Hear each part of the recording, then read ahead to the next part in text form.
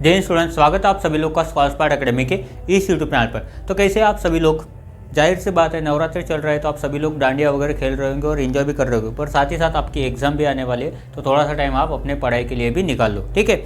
तो आपको पता है कि हमने पिछले वीडियो में प्रैक्टिस सेट 7.2 कंप्लीट कर लिया था, प्रैक्टिस सेट 7.2 कंप्लीट कर लिया था और उसके आगे वाला जो प्रैक्टिस सेट है प्रैक्टिस सेट 7.3 जो कि शायद इस लेसन का लास्ट प्रैक्टिस सेट है, ठीक है, वो आज हम इस वीडियो में कंप्लीट करने वाले। क्या करने वाले? आज हम इस वीडियो में कंप्लीट करने वाले। बट वो प्रैक्टिस सेट टोटली बेस्ड है स्पीड, टाइम एंड डिस्टेंस के ऊपर। Sorry, speed, time and distance नहीं, यहाँ पे टाइम, वर्क एंड स्पीड दिया है, ठीक है। टाइम, वर्क एंड स्पीड के ऊपर टोटली डिपेंड है, ठीक है। ये जो टॉपिक है time, work and speed, time, work, speed, तो ये सिमिलर टॉपिक आपको गवर्नमेंट एग्जाम में भी देखने को मिलेगा। कोई भी प्राइवेट सेक्टर एग्जाम हो या फिर गवर्नमेंट सेक्टर एग्जाम हो, ठीक है, उसके लिए जो आपको पढ़ाई करनी पड़ती है, ठीक है, उसके लिए जो आपको पढ़ाई करनी पड़ती है, उसमें टोटल 4 सब्जेक्ट होते हैं। एक होता है क्वांटिटेटिव एप्टीट्यूड, उसके बाद होता है लॉजिकल रीजनिंग, एक होता है इंग्लिश और उसके बाद होता है जनरल अवेयरनेस, जिसमें साइंस वगैरह सब कुछ आ जाता है, ठीक है। तो क्वांटिटेटिव एप्टीट्यूड में इसका एक अलग नाम दिया है, उसका नाम है speed, time and distance. Speed, time and distance होता तो सेम ही है, बट उसमें और इसमें फ़र्क है। ये बहुत ईजी है, इसमें हम स्टेप वाइज सॉल्व करते हैं और उसमें आपको कुछ सेकंड में आंसर सॉल्व करना है। 10 सेकंड या फिर 15 सेकंड में आपका आंसर आ जाना चाहिए। उसमें आपको इतनी सारी स्टेप्स नहीं लिखनी पड़ती है। शॉर्टकट तरीके में जितना ज़्यादा आप पढ़ते जाओगे, ठीक है, उतना ज़्यादा कन्फ्यूज होते जाओगे, ठीक है। तो जो भी गिवन डाटा है वो डायरेक्ट गिवन डाटा को ही यूज़ करके आपको डायरेक्ट सोल्यूशन फाइंड आउट करना है, ठीक है। तो उसी तरह के क्वेश्चन को पढ़ने के लिए अभी हम यहाँ पे प्रैक्टिस करते हैं स्टैंडर्ड 7 में, स्टैंडर्ड 8 में, स्टैंडर्ड 9 में, स्टैंडर्ड 10 में, ठीक है। तो जो भी हम पढ़ रहे हैं वो हमें कभी ना कभी काम आने वाला है, इसके लिए हम अभी से पढ़ते रहते हैं, ठीक है। ऐसा नहीं होता है कि आज आप जो पढ़ रहे हो वो आपको कभी ज़िंदगी में काम नहीं आएगा, ठीक है। कुछ स्टूडेंट बोलेंगे कि सर हाइपोटेनस का स्क्वायर फाइंड आउट करते तो ये रियल लाइफ में कहाँ काम आता है, तो ऐसा कुछ नहीं, ये आपके दिमाग के ट्रेनिंग के लिए होता है, ठीक है। यह आपकी दिमाग की ट्रेनिंग के लिए होता है। जब भी अगर आप कभी आर्मी ज्वाइन करो या फिर ना करो तो अगर कोई आपका दोस्त है आर्मी में, आपको आर्मी ज्वाइन करना है तो उनसे कभी पूछ लो, जो भी दोस्त है आर्मी में, आपके दोस्त है, कोई फैमिली मेम्बर है आपका आर्मी में, कोई रिलेटिव है अगर आर्मी में, तो उनको पूछो कि अगर युद्ध में जाने से पहले, कोई भी वॉर होता है, कोई भी बैटल होता है, तो उधर जाने से पहले उनकी ट्रेनिंग हो जाती है। अगर कोई वॉर नहीं भी हो रहा है तो भी आर्मी वाले सभी लोगों की रोज़ ट्रेनिंग होती है, रोज़ ही परेड होती है उनकी, ठीक है, रोज़ ही रनिंग रेस होती है। तो ये सब चीज़ें वो करते रहते हैं। डेली शेड्यूल जो होता है उनका वर्कआउट करने का वो फिक्स होता है, ठीक है। तो डेली शेड्यूल होता है, तो इसका मतलब ये नहीं वो जो डेली परेड वगैरह कर रहे हैं, ठीक है, पीटी वगैरह कर रहे हैं, वो युद्ध में काम नहीं आता है, ऐसा नहीं। वो आपको टेस्ट करते हैं, आपको चीज़ें हैंडल करना आना चाहिए, आपको प्रेशर हैंडल करना आना चाहिए। तो वो सब कब होता है? ग्राउंड पे होता है, ठीक है। वहाँ जाके आपको पीटी नहीं करना है, पर यही सब चीज़ें आपको स्ट्रेस हैंडल करना, आपको प्रेशर हैंडल करना, नई नई चीज़ें आपको फिट रखने के लिए काम आती है। वैसे ये दिमाग के ट्रेनिंग के लिए होता है, ठीक है। जो भी पढ़ाई होती है वो सब दिमाग के ट्रेनिंग के लिए होते हैं। अगर आपको दिन के 24 घंटे दे दो, ठीक है, उसमें से अगर आप 10 घंटे भी सोने के लिए निकालो तो 14 आवर्स अगर बचेंगे तो 14 आवर्स में 90% स्टूडेंट या फिर 90% लोग कुछ नहीं करते, पूरा दिन भर वो टाइम पास करते, पूरा दिन उनका पूरे 14 आवर्स उनके मोबाइल में निकल जाते हैं या फिर टीवी में निकल जाते हैं या फिर घूमने में निकल जाते हैं, ठीक है। तो इसकी वजह से उनका दिमाग उतना ट्रेन नहीं होता है। दिमाग को ट्रेन करने के लिए पढ़ते रहना बहुत ज़रूरी होता है। कोई भी ऐसी चीज़ जो आपको करना है, ठीक है, कोई भी ऐसी चीज़ जो आपको करना है, सपोज आपको डांसर बनना है तो आपको डांस के लिए रोज़ प्रैक्टिस करनी पड़ेगी। अगर आपको क्रिकेटर बनना है, क्रिकेट में भी बहुत सारे टाइप होते हैं, बैट्समैन बनना है, आपको बॉलर बनना है, तो उसके लिए आपको कंटिन्यूसली प्रैक्टिस करनी होती है, ठीक है। तो इसी की तरह अगर आप पढ़ाई कर रहे हो तो ये आप एग्ज़ाम के लिए पढ़ाई कर रहे हो तो एग्ज़ाम के लिए आपको हर एक दिन प्रैक्टिस करनी होती है, ठीक है। और मैथमेटिक्स में तो प्रैक्टिस के बिना आप 100 आउट ऑफ 100 नहीं ला सकते हो, ठीक है। यहाँ पे अगर आपको 100 आउट ऑफ 100 मार्क्स लाने हैं तो आपको डेली पढ़ना पड़ेगा, आपको डेली प्रैक्टिस करनी पड़ेगी, ठीक है। तो देखो ये जो टॉपिक है टाइम, वर्क, स्पीड, ठीक है, तो इसके बारे में थोड़ा सा आपको मैं एक्सप्लेन करता हूँ, ठीक है। पिछला जो हमारा वीडियो था प्रैक्टिस सेट 7.2, उसमें हमने एक कॉन्सेप्ट पढ़ा था, वो था इन्वर्स वेरिएशन। क्या था? वो था इन्वर्स वेरिएशन। इन्वर्स वेरिएशन में हमने कुछ एग्जाम्पल पढ़े थे जो कि रिलेटेड थे वर्क से लेकर, तो वो क्या होता था, अगर कोई काम है जिसको अगर 10 आदमी मिलके करे, अगर उस काम को 10 आदमी मिलकर करे, मतलब 10 लेबर उस काम को अगर मिलकर करे तो वो काम 20 दिन में कंप्लीट हो जाता है। कितने दिन में? 20 दिन में कंप्लीट हो जाता है। बट अगर यहाँ पे आप नंबर ऑफ लेबर्स बढ़ा देते हो, 10 से अगर आप 15 कर देते हो, तो 20 दिन में जो काम कंप्लीट हो रहा था 10 लेबर की वजह से, वही काम अभी सपोज 18 दिन में कंप्लीट हो गया। मतलब जब आप नंबर ऑफ लेबर्स बढ़ाते हो तो आपका टाइम ऑफ वर्क क्या हो जाता है, कम हो जाता है। टाइम ऑफ वर्क क्या हो जाता है, कम हो जाता है, मतलब कम दिन लगते हैं। इसके उल्टा कर दो, अगर 10 लेबर को 20 दिन लग रहे, 10 लेबर को 20 दिन लग रहे, तो लेबर कम कर दो, 8 लेबर कर दो, तो हो सकता है 20 की जगह 21 दिन लगे, 1 दिन बढ़ जाए। तो ये क्या होता है, ये इन्वर्स वेरिएशन होता है। ये क्या होता है, इन्वर्स वेरिएशन होता है, जिसमें क्या होता है, अगर कोई एक क्वांटिटी बढ़ जाती है तो दूसरी क्वांटिटी कम हो जाती है, अगर दूसरी क्वांटिटी बढ़ जाती है तो पहली क्वांटिटी कम हो जाती है। ठीक है, तो ये होता है इन्वर्स वेरिएशन। ठीक है, उसी के साथ साथ हमने प्रैक्टिस सेट 7.1 में एक टॉपिक पढ़ा था, एक कॉन्सेप्ट पढ़ा था, जिसका नाम है डायरेक्ट वेरिएशन। जिसका नाम क्या है, डायरेक्ट वेरिएशन। अब डायरेक्ट वेरिएशन में क्या होता है, डायरेक्ट वेरिएशन में क्या होता है, दोनों चीज़ें साथ में बढ़ती है, दोनों चीज़ें साथ में बढ़ रही है। सपोज ये 5 रुपये का एक चॉकलेट है, 5 रुपये का एक चॉकलेट, ठीक है, ये चॉकलेट है, ये उसकी प्राइस है, ये चॉकलेट है, ये उसकी प्राइस है। ठीक है, अगर मैं यहाँ पे एक चॉकलेट और ऐड कर दूँ, ठीक है, 1 से 2 चॉकलेट हो गए, तो यहाँ पे 5 रुपये फिर ऐड हो जाएंगे ना, मतलब ये टोटल 10 रुपये हो गए। 3 चॉकलेट कर दूँ तो यहाँ पे 15 रुपये हो जाएंगे। तो क्या करता है, ये डायरेक्ट वेरिएशन, डायरेक्टली वैल्यू उसकी बढ़ रही है, डायरेक्टली वैल्यू क्या हो रही है, उसकी इंक्रीज हो रही है। ठीक है, 5 रुपये का एक चॉकलेट है, तो एक लेंगे तो 5 रुपये का, 2 लेंगे तो कितना, 10 रुपये का 5 रुपये बढ़ गए। ठीक है, मतलब वो 5 रुपये का है, वो 5 रुपये कॉन्स्टेंट अमाउंट है, कॉन्स्टेंटली वो बढ़ते जा रही है एक चॉकलेट के ऊपर। ठीक है, तो यहाँ पे क्या करना है, हमें यहाँ पे दोनों चीज़ें साथ में यूज़ करनी है। ठीक है, दोनों चीज़ें साथ में यूज़ करनी है। अभी इसको समझाने के लिए मैं आपको एक एग्जांपल लेता हूँ, स्पीड के बारे में और टाइम के बारे में। ठीक है, स्पीड के बारे में और टाइम के बारे में। ठीक है, जब भी आप कभी ट्रैवल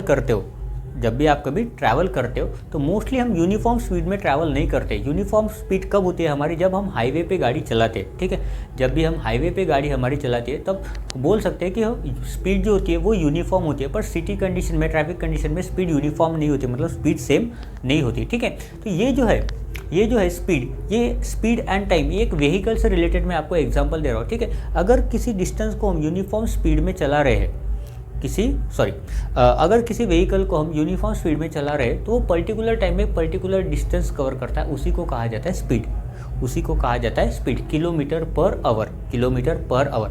अगर मैं बोल रहा हूँ कि कोई व्हीकल है जो क्या कर रही है, 1 आवर में 60 किलोमीटर चल रही है। 1 आवर में कितना, 60 किलोमीटर चल रही है। मतलब इसका स्पीड कितना हो जाएगा, इसका स्पीड होता है 60 किलोमीटर पर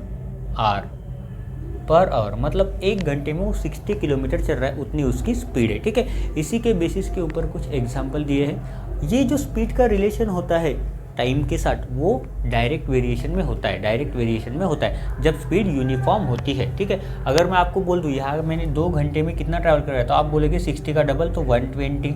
3 घंटा बोल दोगे तो आप फिर से मल्टीप्लाई कर दो, 6 3 होता है 1800, 180 आ जाएगा यहाँ पे। तो 3 घंटे में 180 किलोमीटर डिस्टेंस कवर किया, ऐसा बोलोगे तो क्या होता है, ये डायरेक्ट वेरिएशन में होता है। ठीक है, तो अभी इसको हम समझते हैं एक एग्जाम्पल से। एग्जाम्पल नंबर 1 दिया है यहाँ पे, एग्जाम्पल नंबर 2 भी सॉल्व करके दिया है, 2 सॉल्व एग्जाम्पल है। तो हम क्या करते हैं, दोनों सॉल्व एग्जाम्पल समझते हैं और उसके बाद हमारा स्टार्ट करते हैं लास्ट प्रैक्टिस सेट 7.3, जिसमें कि टोटल मेरे ख्याल से 6 क्वेश्चन है।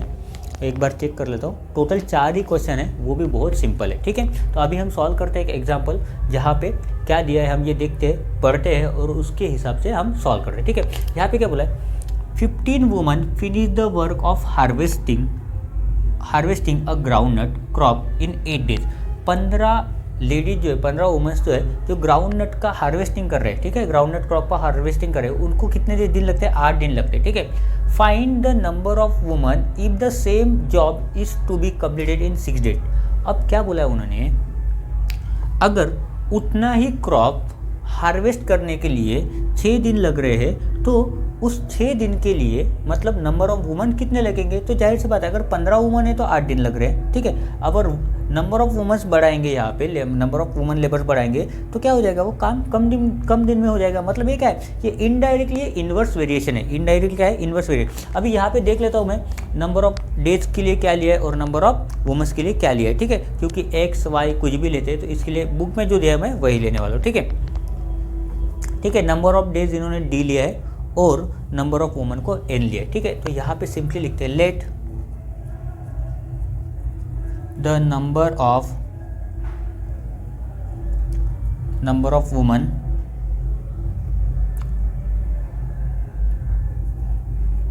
नंबर ऑफ वुमन लिखना है, number of woman be N and number of days be D. ठीक है, डी से हमने डेज को रिप्रेजेंट किया है और एन से हमने नंबर ऑफ वुमेन्स को रिप्रेजेंट किया है। ठीक है, तो अकॉर्डिंग टू द कंडीशन, पहले इसमें क्या दिया है, according to first condition, according to first condition 15 जो वुमेन्स है, ठीक है, sorry, according to given condition हम लिखते हैं कि 15 woman finish the work of harvesting groundnut crop in 8 days, मतलब n is indirectly inversely proportional to क्या हो जाएगा, डेज। ठीक है, यहाँ पे फॉर्मूला क्या बन जाता है अपना, K is equal to N into D, मतलब हमको टोटल काम कितना है वो पता चल जाएगा।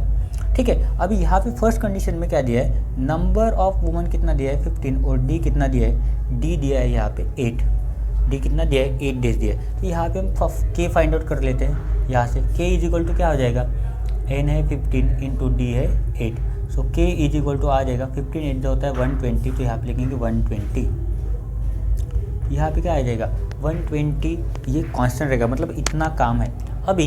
अभी हम बोल सकते हैं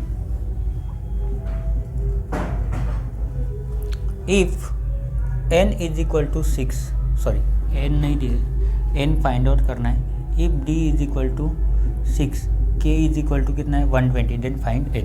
सो देयरफॉर हम लिख सकते हैं कि k is equal to n into D, k दिया है 120 इज इक्वल टू n हमें पता नहीं, इंटू डी क्या है 6 है, तो 6 यहाँ पे आने के बाद डिवाइड हो जाएगा, तो सो देयरफॉर हम लिखते हैं n is equal to 120 upon 6, so 6 two होता है 12, so n is equal to आ जाएगा 20। ठीक है, so number of womens required to do the same job in 6 days be 20, तो हम लिख सकते हैं कि 20 women, therefore 20 women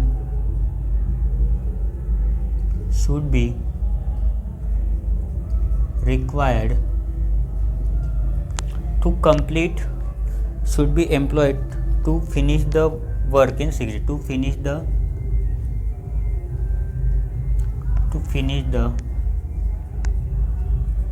work in 6 days. तो ये टोटली इन्वर्स वेरिएशन का क्वेश्चन था, पहले 15 वुमन थे तो 8 डेज लग रहे थे, अभी वही काम 6 दिन में करना है, तो उसको कितने लगेंगे 20 वुमेंस लगेंगे वही काम कंप्लीट करने के लिए। ठीक है, 6 दिन में। ठीक है, तो ये एग्जाम्पल को थोड़ा सा ध्यान से समझो, बुक में दिया है, थोड़ा सा मेरी मेथड हो सकती है अलग हो सकती है, बुक में थोड़ा सा अलग दिया होगा। ठीक है, तो थोड़ा सा समझ के लो। ठीक है, अगर कुछ नहीं समझता है तो मुझे कमेंट करो, मैं फिर से वीडियो बनाने के लिए रेडी हूँ। ठीक है, अभी हम पढ़ते हैं हमारा दूसरा एग्जाम्पल। एग्जाम्पल नंबर 2 में हमें बोला है a vehicle running at a speed of 48 kilometre per hour. ठीक है, एक गाड़ी है जो 48 किलोमीटर पर आवर स्पीड से चल रही है, take 6 hours to complete the journey. तो वो यहाँ तक पॉइंट ए से पॉइंट बी तक जाने के लिए उसको 6 घंटे लग रहे हैं। ठीक है, कब, जब स्पीड है उसकी 48 किलोमीटर पर आवर। ठीक है, how much time will be taken to complete journey if its speed is 72 kilometre per hour. ठीक है, तो ये सेम जर्नी अगर वो कंप्लीट करता है 72 किलोमीटर पर आवर की स्पीड से, तो उसको जो टाइम है वो कितना लगेगा, तो ये क्या है, ये स्पीड है। ठीक है, ये स्पीड है। ठीक है, तो हम मान के चलते अज्यूम करते हैं कि स्पीड किस में दी है, एस में, और टाइम किस में दिया है, टी में। ठीक है, तो यहाँ पे लिखते हैं हम solution let the speed of vehicle be S and time taken to complete journey B T। ठीक है, तो स्पीड किस में ली है हमने, एस में, और जर्नी किस में ली है, टाइम टेकन किस में लिया है, टी में। ठीक है, तो हमें पता है कि यहाँ पे अगर स्पीड 48 किलोमीटर पर आवर है तो कितने घंटे में पहुँच रहा है, 6 घंटे में। अभी देखो यहाँ स्पीड बढ़ गई है तो टाइम कम लगेगा ना, तो इसका मतलब क्या है, ये इन्वर्स वेरिएशन है। तो हम यहाँ पे डायरेक्टली लिख सकते हैं स्पीड इन्वर्सली वैरीज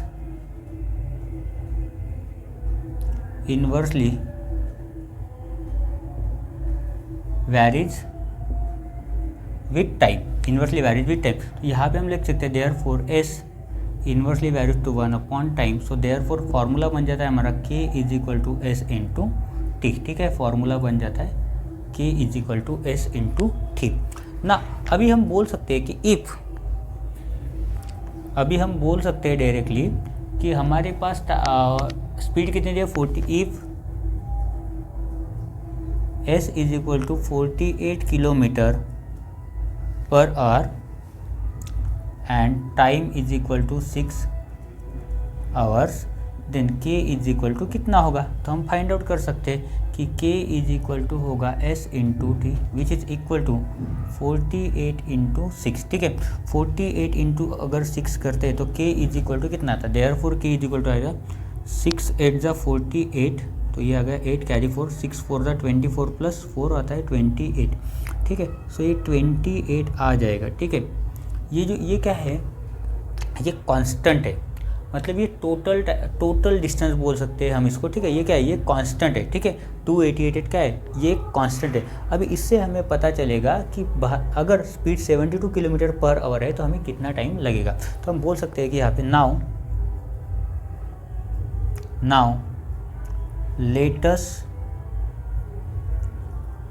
फाइंड क्या करना है अभी हमें, time let us find t when speed is equal to 72 kilometre per hour. ठीक है, सो देयरफॉर हमें k तो पता है यहाँ पे, सो k इज इक्वल टू लिखेंगे s इंटू टी।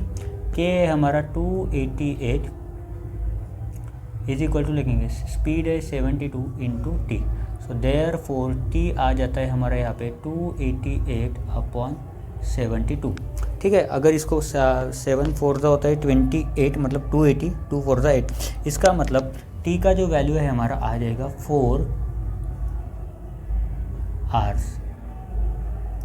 ठीक है, t का वैल्यू आ जाता है हमारा यहाँ पे 4 आवर्स। ठीक है, तो इसका मतलब वो जो जर्नी है, how much time will be taken, so 4, therefore हम लिखते हैं 4 आवर्स विल बी टेकन, 4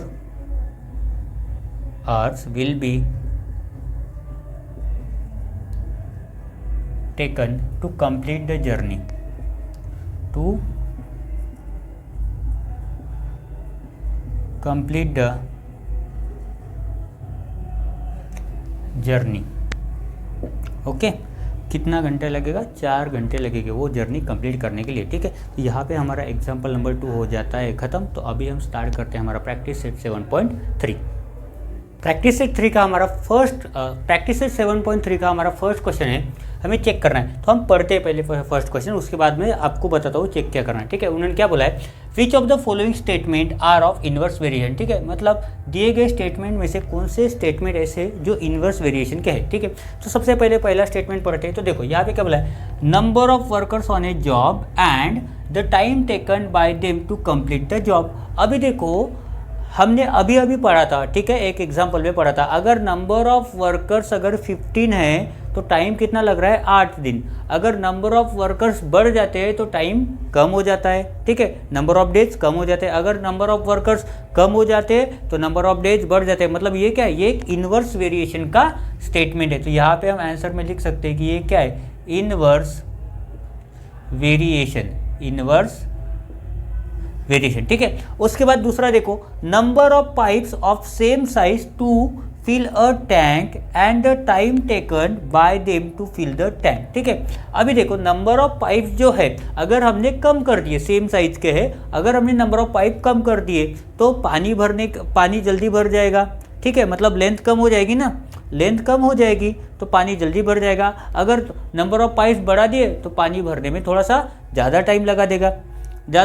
तो ये भी एग्जाम्पल किसका है, ये भी स्टेटमेंट किसका है, इन्वर्स वेरिएशन का। ये भी किसका है, ये भी एक इन्वर्स वेरिएशन का स्टेटमेंट है, इनवर्स वेरिएशन, ठीक है, इनवर्स वेरिएशन, ठीक है।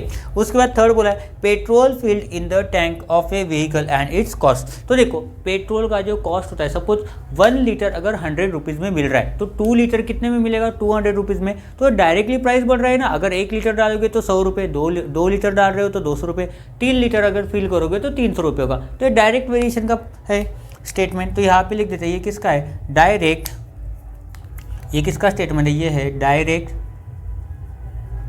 वेरिएशन, डायरेक्ट वेरिएशन का एक स्टेटमेंट है। Area of circle and its radius, अभी जितना रेडियस होगा उतने ही रेडियस का सर्कल बनेगा ना। सपोज रेडियस 3 सेंटीमीटर है तो उसका डायमीटर 6 हो जाएगा, क्योंकि इधर का 3 सेंटीमीटर, इधर का 3 सेंटीमीटर। अगर रेडियस बढ़ जाता है तो सर्कल का साइज भी बढ़ जाएगा ना। अगर रेडियस 4 सेंटीमीटर है तो 4 सेंटीमीटर का सर्कल बढ़ेगा। इसका मतलब ये भी क्या, ये एक डायरेक्ट वेरिएशन का स्टेटमेंट है। तो ये भी क्या आ जाएगा, डायरेक्ट वेरिएशन। ये क्या है, एक डायरेक्ट वेरिएशन का स्टेटमेंट है, ठीक है। तो ये क्वेश्चन आपको समझ गया, ये क्वेश्चन आपको 1 मार्क के लिए एग्जाम में आ सकता है, ठीक है। अभी इसके बाद देखते हैं हमारा रियल क्वेश्चन, जो कि एक वर्ड प्रॉब्लम, ठीक है, क्वेश्चन नंबर 2। तो ये क्वेश्चन नंबर 2 जो है ये सिमिलर क्वेश्चन है हमारे एग्जाम्पल नंबर 1 से, ठीक है। तो ये वर्क के बेसिस पे है, ठीक है। तो देखते हैं कैसे सॉल्व होता है। तो अभी क्या बोला है, if 15 workers can build a wall in 48 hours, ठीक है। 15 वर्कर्स को 48 आवर्स लग रहे एक वॉल को बिल्ड करने के लिए। Then how many workers will be required to do the same work in 30 hours, ठीक है। तो अगर उस वॉल को 30 आवर्स में कंप्लीट करना है, वॉल सेम ही है, तो हमें कितने नंबर ऑफ वर्कर्स लगेंगे। तो अगर 30 आवर्स में कंप्लीट करना है तो हमें नंबर ऑफ वर्कर्स बढ़ाने पड़ेंगे ना। तो ये इन्वर्स वेरिएशन का प्रॉब्लम है। तो हम यहाँ पे लिख सकते हैं, सबसे पहले तो हम मान के चलते हैं वर्कर्स को W और टाइम को T, ठीक है। लेट वर्कर्स को n मान के चलते, let the number of workers be n and time required to build the wall and time required to build wall b t, ठीक है, b t, ठीक है। तो टाइम को हमने t लिया है और वर्कर्स को क्या लिया है, n लिया है, ठीक है। ये n वर्कर्स के लिए लिया है और ये टाइम किसके लिए लिया है, ये t किसके लिए, ये टाइम के लिए लिया है, ठीक है। तो अभी देखो तो हम बोल सकते हैं number of workers inversely varies to time. तो हम बोल सकते हैं कि number of workers inversely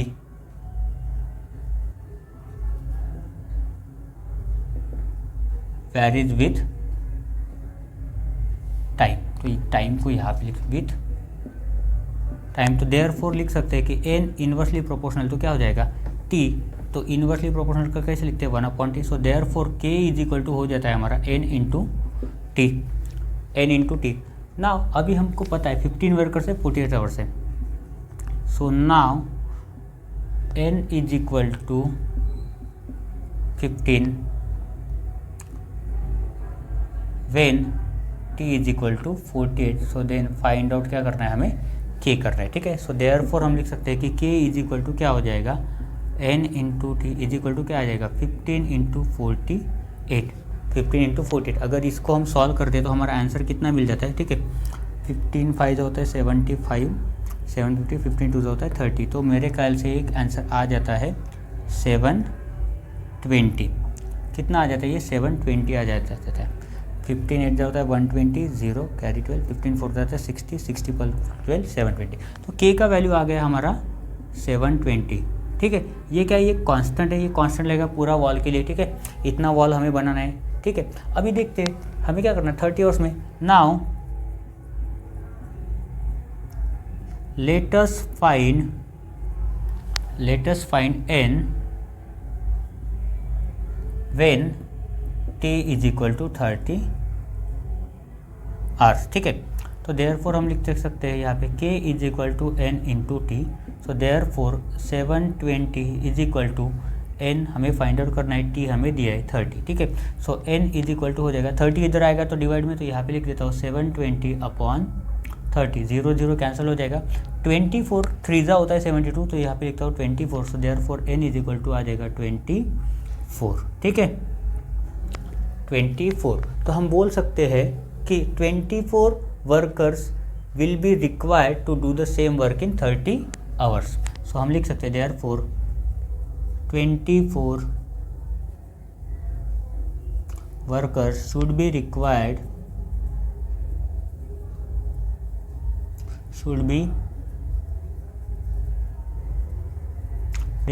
to build wall in 30 hours, ठीक है। सो टोटल 24 वर्कर्स लगेंगे उस वॉल को बिल्ड करने के लिए, कितने समय में, 30 आवर्स में, ठीक है। देखो क्वेश्चन नंबर 3 में क्या बोला है, हम पढ़ते हैं अभी इसको। 120 bags of half litre milk can be filled by a machine within 3 minutes, ठीक है। Find the time to fill such 1800 bags, ठीक है। अभी हमने क्या बोला है, ठीक है, कि 120 बैग्स को फिल करने के लिए कितना टाइम लगता है, 3 मिनट लगते हैं, ठीक है। अगर मैं बोलूँ कि 120 से अगर डबल कर दो, 240 बैग फिल करने हैं, तो हम क्या बोलेंगे, 3 का डबल कर दो, मतलब 6 मिनट लगेगी। तो इसका मतलब ये क्या है, ये एक डायरेक्ट वेरिएशन वाला क्वेश्चन है, ठीक है। तो इसमें मैंने पहले से लिख के रख दिया कि हमने क्या किया, let the number of bags be n, number of bags को हमने क्या लिया, n लिया है, ठीक है। And time taken to fill bags be t, ठीक है। तो टाइम जो लगता है उसको हमने लिया है t, ठीक है। तो अभी हमें पता है कि number of bags directly varies with time. तो हम यहाँ पे लिख सकते हैं डायरेक्टली वेरिएशन का equation, n directly varies with t। So therefore k is equal to आ जाता है n upon t। So therefore हम अभी लिख सकते हैं when n is equal to 120, when t is equal to 3 minute. तो यहाँ से क्या मिलेगा अपने को, k मिलेगा। सो देयरफॉर हम लिखेंगे कि k इज इक्वल टू क्या होता है, 120 अपॉन t कितना दिया है, t दिया है 3, तो यहाँ पे आ जाएगा 40, ठीक है। सो देयरफॉर हम लिख सकते हैं कि k इज इक्वल टू क्या हो जाता है, 40, k की वैल्यू क्या आ गई, 40। तो अभी हम फाइंड आउट करते हैं कि 1800 बैग भरने के लिए कितना टाइम लगेगा। तो यहाँ पे लिखते हैं now let us find time t when n is equal to 1800। So therefore हम लिखेंगे कि k is equal to n upon t। So k दिया है अपने को 40 इज इक्वल टू n दिया है 1800 अपॉन t। सो t इधर चला जाएगा और 40 इधर चला जाएगा। सो t इज इक्वल टू आ जाएगा 1800 अपॉन 40, 0 0 कैंसिल हो जाएगा। 4 से अगर डिवाइड करेंगे तो ये होता है, चलो 4 4 हो जाता है 16 और 20 बचता है, तो 4 5 हो जाता है 20। सो ये आ जाएगा 45 मिनट्स, ठीक है। सो टाइम रिक्वायर्ड, तो यहाँ पे हम लिख सकते हैं, ठीक है, कि therefore time required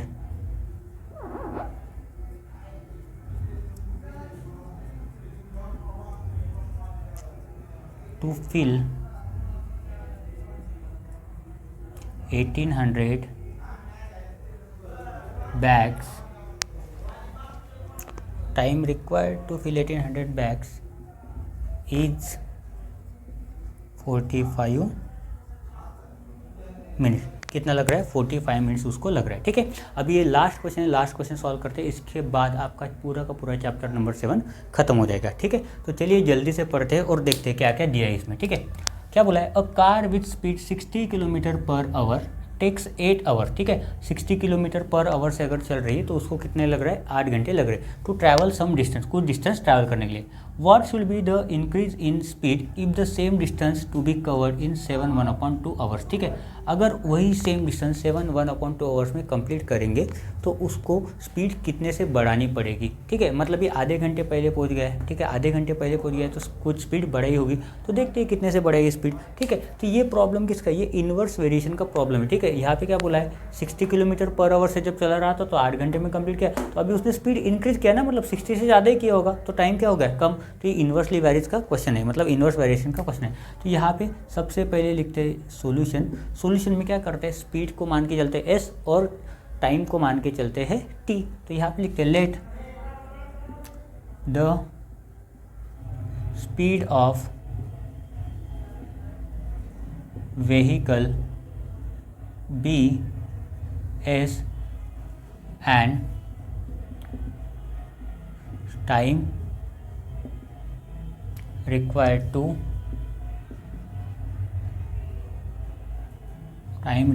cover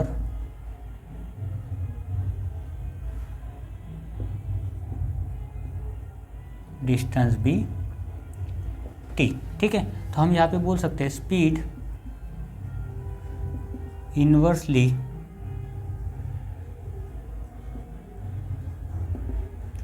varies with time.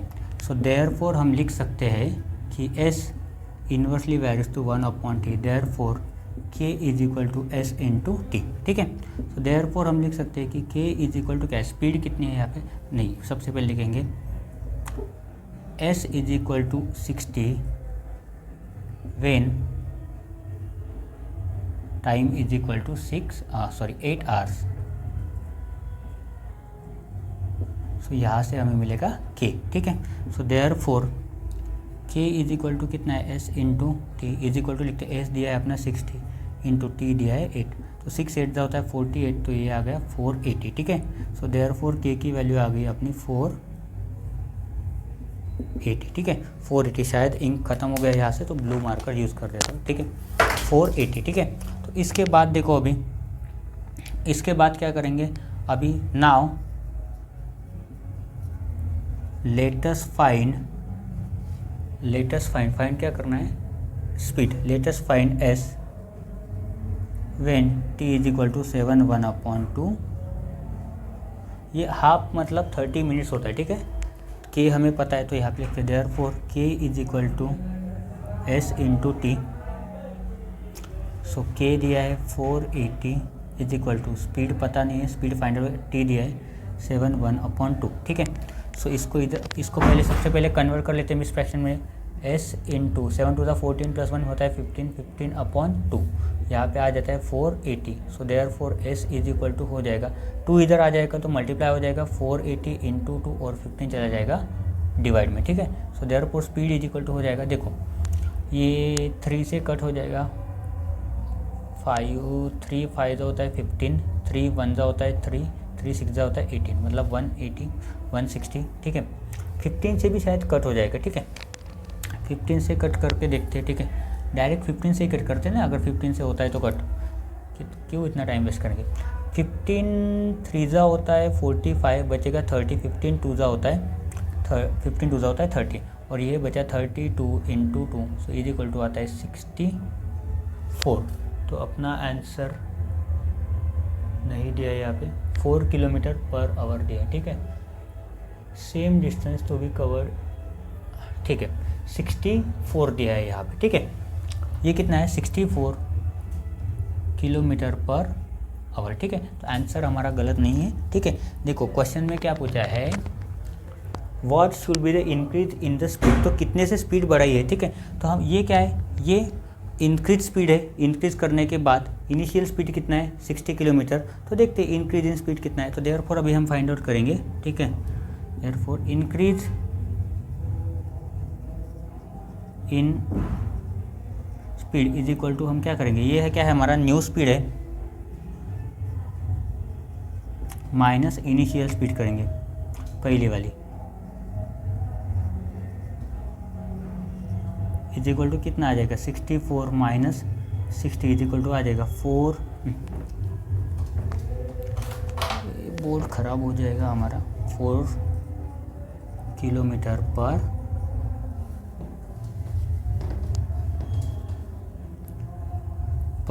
तो ये हो गया अपना आंसर। ठीक है, तो कितने से स्पीड बढ़ाई उसने, 4 km/h से उसने स्पीड बढ़ाई है, तब जाके वो 7/1/2 आवर्स में पहुंचा, मतलब 7.5 घंटे में वो डेस्टिनेशन पे अपने पहुंचा। ठीक है, तो यहाँ पे हमारा प्रैक्टिस सेट 7.3 खत्म हो जाता है और इसी के साथ साथ हमारा चैप्टर नंबर 8 भी खत्म हो जाता है। ठीक है, नेक्स्ट वीडियो से हम पढ़ेंगे चैप्टर नंबर 8, जिसका नाम है शायद क्वाड्रिलैटरल है, जिसका नाम है क्वाड्रिलैटरल कंस्ट्रक्शन एंड टाइप्स। ठीक है, तो इसमें हमें कंस्ट्रक्ट करना है और क्वाड्रिलैटरल के कुछ टाइप्स भी देखने। ठीक है, तो आज की इस वीडियो में हम बस इतना ही पढ़ने वाले हैं। थैंक यू एंड जय हिंद।